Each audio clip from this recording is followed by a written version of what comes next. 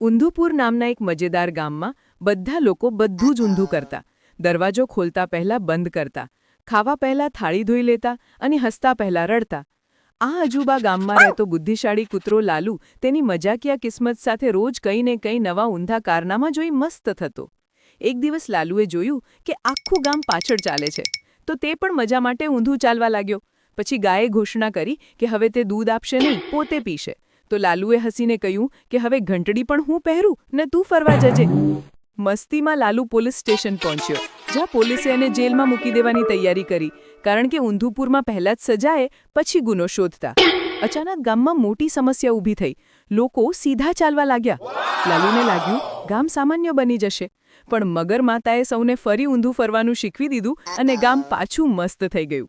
અંતે લાલુએ ચોકમાં ઊભો રહી કહ્યું, ઊંધુપુરમાં એક જ નિયમ છે, જે બધા કરે છે એની સંપૂર્ણ સામે કરવું. અને બધાએ તાળી પાડી, પણ ઊંધુપુરની રીત મુજબ પાછળ ફેરવીને.